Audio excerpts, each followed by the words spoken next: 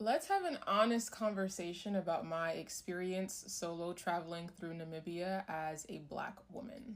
First, as a disclaimer, I in no way, shape, or form am trying to discourage travel to Namibia, travel to sub-Saharan Africa, safari trips, any of that nature.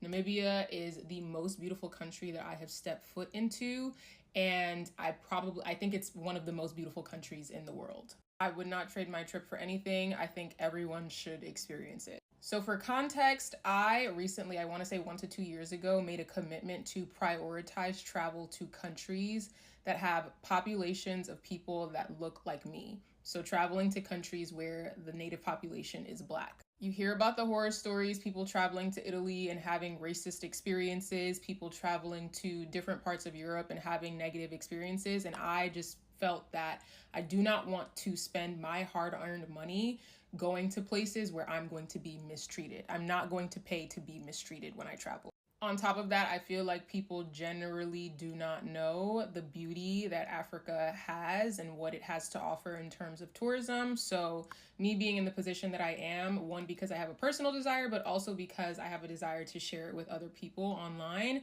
decided that that is the type of travel that I wanted to prioritize. For additional context, I am Nigerian. The brunt of my experience or exposure to travel throughout Africa before going to places like Kenya, Zanzibar, South Africa, and now Namibia was based in West Africa. So primarily Nigeria and Ghana were the places in Africa that I had traveled to. I now know that travel to West Africa looks a lot different in terms of the demographic of people traveling there than travel to Southern Africa and even Eastern Africa. So if I get on a plane going to Lagos, I'm most likely getting on a plane full of Nigerian people. If I get on a plane to Accra, Ghana, I'm most likely getting on a plane full of Ghanaian people or people from the diaspora. I've never been to Senegal, but I imagine it's pretty similar. I've never been to the Ivory Coast, but I imagine it's pretty similar that travel to West Africa, because there isn't really too much of a safari culture or safari tourism, travel to those places typically tends to stay close to the people who are based in those locations or descendants of people from those locations, etc., etc. I thought it would be pretty similar going to other parts of Africa, but come to find out, on my flight to Namibia, I was one of 2 Black people on the plane.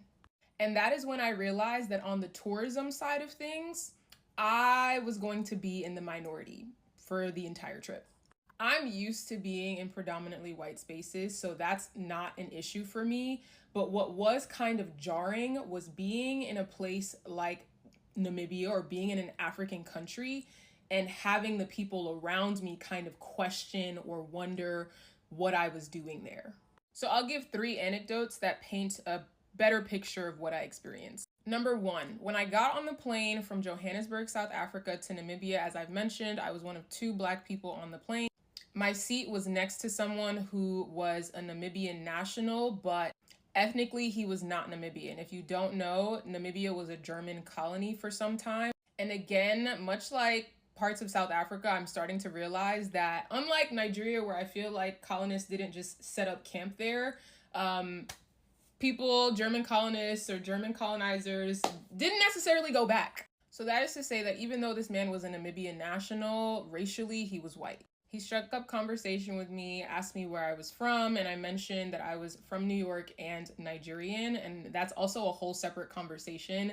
But essentially, where I say I'm from depends on the context and whether it's helpful to say I'm from America or from New York, or whether it'll be more helpful to say that I'm Nigerian or provide better context. Again, that's a whole separate thing that I think really illuminates the nuances that go into traveling the globe while Black. At any rate, once I described to him that I am from New York and Nigerian, he looks at me and asks me, well, what are you doing all the way here in Africa? I've never gotten asked that question before. I've never been asked while I was in Africa what I was doing in Africa, much less getting asked by a man who is white. And it took me back because I'm just like, I'm doing the same thing that every other person on this plane is doing and most people do when they come to Namibia. I'm here for tourism purposes, but also it's just like, if there's anywhere that I should be, in my humble opinion, it's probably Africa. So that was just like how do you not understand? Or not even a how do you not understand? I feel like it was in that moment, I was like, it is so rare to see Black people going to these places for the same types of trips as European counterparts go on, that I'm getting asked what I'm doing there.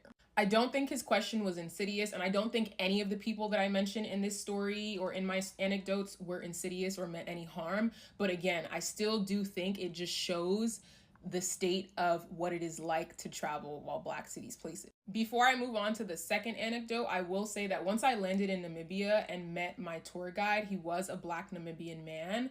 And it was so funny because like we had gotten to talking a little bit. I shared a little bit about where I'm from and da-da-da-da-da. And like we got to speaking about race because I was like, I've already noticed or picked up on some things. And he was like, oh yeah.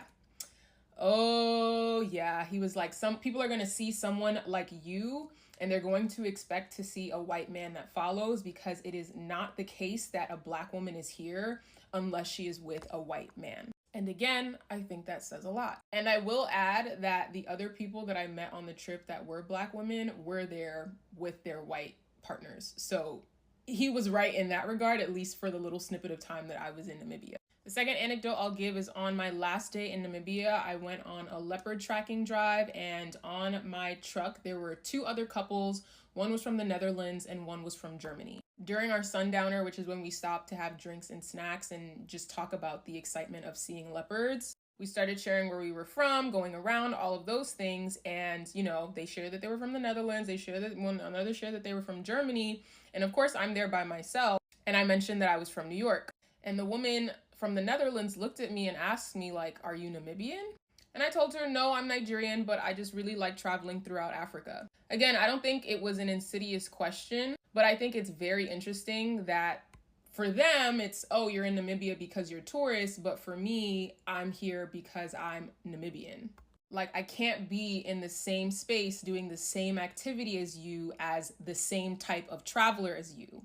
Again, I don't think they meant any harm. I think it just goes to show how rare it is for a Black person like me to be on the type of trip that I was on. So much so that even other tourists pick up on that fact and kind of wonder, like, again, what are you doing here? It's actually the same theme as the first question from the guy on the plane. It's like, what are you doing here? Last anecdote I'll give, I was at the airport. My trip is done. I'm about to board a flight from Windhoek to Johannesburg. During the trip, I bought a fleece sweater from one of the lodges that I stayed at. And I was holding the fleece sweater in my hand because I probably was going to put it on the plane. And we're all standing in line to board. And another tourist taps me.